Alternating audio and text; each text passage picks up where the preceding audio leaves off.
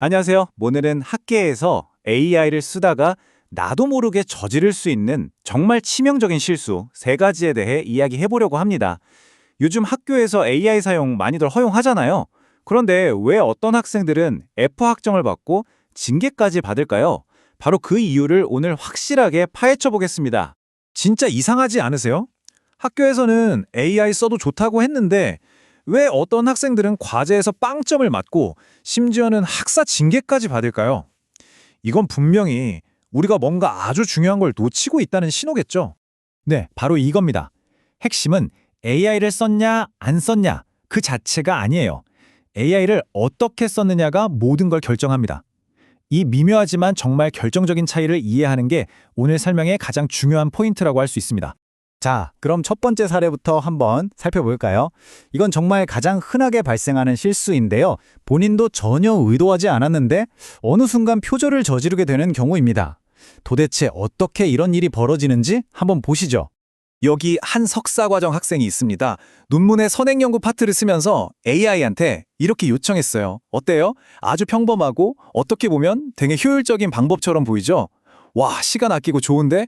이렇게 생각하기 딱 좋습니다. 하지만 교수님은 단번에 알아채셨습니다. AI가 써준 글은 구체적인 근거, 그러니까 누가, 언제, 어디서 발표했다는 내용이 쏙 빠진 그냥 일반적인 이야기일 뿐이었거든요. 학생이 여기서 그거 AI가 써준 건데요 라고 답하는 순간 문제는 걷잡을 수 없이 커집니다. 이게 바로 AI 표절입니다. 생각해보세요. AI는 세상에 존재하는 수많은 데이터를 학습해서 문장을 만들잖아요. 그러니까 AI가 만든 결과물은 결국 기존에 있던 누군가의 글들을 조합한 거란 말이죠. 이걸 출처 없이 그냥 가져다 쓰면 다른 사람의 글을 베끼는 거랑 본질적으로 같아지는 겁니다. 자, 이 슬라이드가 정말 중요합니다. 왼쪽처럼 연고 요약해줘 하고 AI에게 글쓰기를 시키는 건 정말 위험한 행동이에요. 하지만 오른쪽처럼 디지털 마케팅 연구에서 내가 다루어야 할 주요 주제들이 뭐가 있을까 이렇게 아이디어를 구하는 방식으로 접근해야 합니다. AI를 글 쓰는 도구가 아니라 내 생각을 확장시켜주는 파트너로 활용하는 거죠. 자, 이제 두 번째 사례로 넘어가 보겠습니다. 이건 좀 더 교묘해서요. 웬만큼 똑똑한 학생들도 깜빡 속아 넘어가기 쉬운 함정입니다. 바로 있지도 않은 유령 출처를 인용하는 경우입니다. 박사과정 학생이 시간을 아끼려고 AI한테 아주 구체적으로 요청했어요. 정말 그럴듯하죠? 필요한 정보를 아주 정확하게 요구하는 것처럼 보이잖아요. 그리고 AI는 정말 그럴듯한 답변을 내놓습니다. 보세요. 저자 이름, 연도, 실존하는 전화명까지 형식이 완벽하죠? 너무 진짜 같아서 의심하기조차 어렵습니다. 하지만 이게 바로 무서운 함정입니다. 이 모든 정보가 AI가 그럴듯하게 지어낸 100% 가짜였습니다. 그리고 비극은 논문 심사장에서 터지고 맙니다. 심사위원의 이 날카로운 질문 하나에 모든 게 탄로 나는 거죠. 이 학생은 몇 달 동안 공들인 노력을 한순간에 허비했고 결국 심사에서 불합격하고 말았습니다. 아니 AI는 왜 이런 거짓말을 할까요? 바로 이겁니다. AI는 사실을 확인해서 말하도록 훈련된 게 아니에요. 그냥 자기가 학습한 데이터를 바탕으로 가장 그럴듯한 문장 패턴을 만들어낼 뿐입니다. 전문가들은 이걸 환각, 바로 할루시네이션 현상이라고 부릅니다. 그럼 어떻게 해야 할까요? 왼쪽처럼 출처 3개 알려줘 라고 직접적인 답을 구하면 절대 안 됩니다. 유령을 만나게 될 거예요. 대신 오른쪽처럼 이 주제의 자료를 찾으려면 어떤 키워드를 써야 할까? 이렇게 검색 전략에 대한 조언을 구해야 합니다. 그리고 그 키워드를 가지고 여러분이 직접 데이터베이스를 검색해야 진짜 내 자료가 되는 거죠. 자, 이제 마지막 3번째 사례입니다. 이건 학문 윤리에서 가장 심각하게 다루는 문제인데요. 나도 모르는 사이에 AI를 내 글을 대신 써주는 대필 작가로 만들어버리는 경우입니다.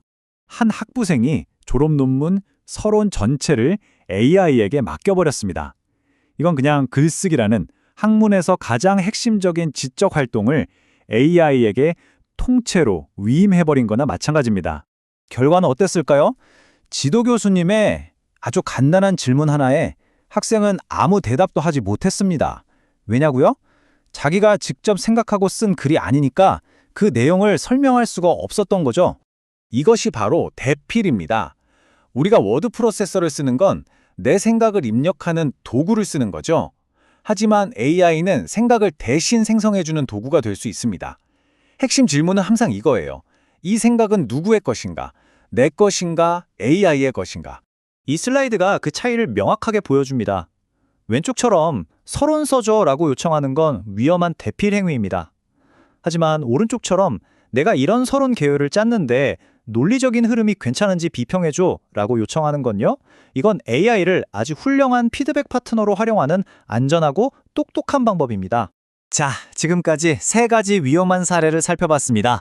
이제 이 모든 교훈을 종합해서 여러분이 앞으로 절대 실수하지 않도록 도와줄 실용적인 체크리스트를 제시해드리겠습니다. 다른 건 다 잊어도 이것 하나만은 꼭 기억하세요. 황금률입니다. AI는 글을 대신 써주는 비서가 절대 아닙니다. 여러분의 생각을 더 깊고 넓게 만들어주는 똑똑한 사고의 파트너라는 점, 이걸 절대 잊지 마세요. 이 5가지 원칙 꼭 기억하세요. 첫째, 핵심적인 생각은 항상 여러분이 직접 해야 합니다. 둘째, AI가 제시한 출처는 100% 무조건 직접 확인해야 합니다. 셋째, AI의 아이디어를 참고했더라도 글은 반드시 여러분 자신의 언어로 다시 써야 하고요. 넷째, 필요하다면 AI를 어떻게 활용했는지 투명하게 밝히세요. 마지막으로 가장 안전한 방법은요. 그냥 교수님께 먼저 허용 범위를 여쭤보는 겁니다. 에이, 설마 교수님이 아시겠어? 싶겠지만 아닙니다. 금방 드러나요.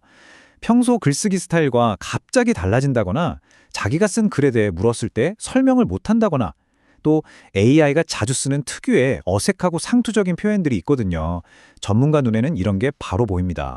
결국 선택은 여러분의 몫입니다. AI를 여러분의 지적 성장을 돕는 강력한 파트너로 만드시겠습니까?